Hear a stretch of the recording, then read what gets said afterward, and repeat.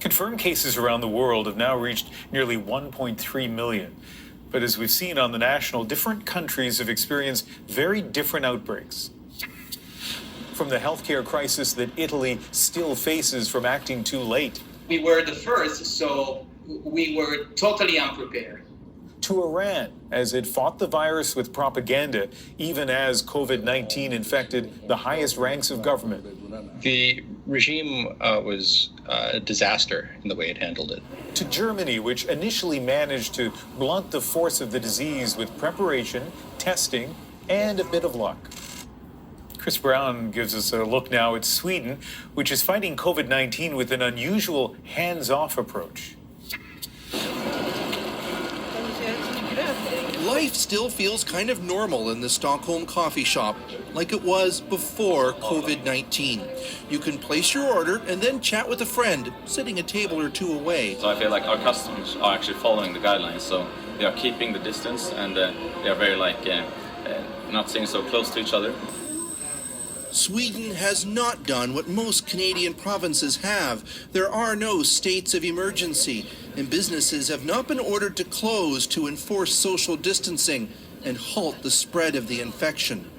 Not only are some restaurants still operating, so are schools and daycares. I follow what the experts say, and the people in charge, they take the decisions, and I feel that those measures are good for us here in Sweden. That idea of trusting each other and trusting the government is what Swedes believe set them and their COVID-19 strategy apart from others in Europe and the world. Deputy State Epidemiologist Anders Wallensten is one of the policy's architects. There's culture and tradition, and in Sweden this is the way we usually work, and we continue to work with this during this crisis as well. Increasingly, though, Swedes are questioning whether something stronger than trust is needed. Professor Cecilia Soderberg-Knockler is an infectious disease specialist, one of 2,000 prominent doctors who've signed a petition urging stronger measures. I think that all other countries that are closed down are going to be able to manage their healthcare problems better. The critics note Britain initially tried something similar and then abandoned the strategy when it became evident the healthcare system would be overwhelmed.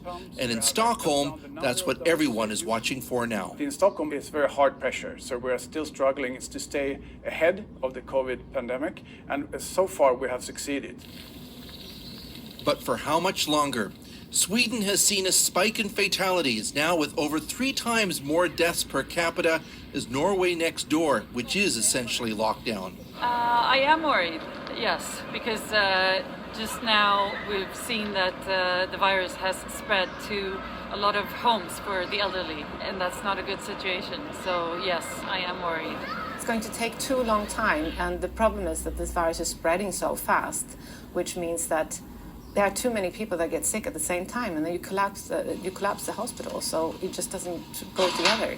I usually say that this virus is more a dangerous virus for the society than it is for the individual.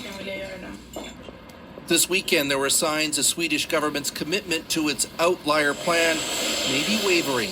The cabinet has asked Parliament for sweeping authority to impose strict lockdown-type measures if it comes to that, force Swedes to keep their distance. Chris Brown, CBC News, Vancouver.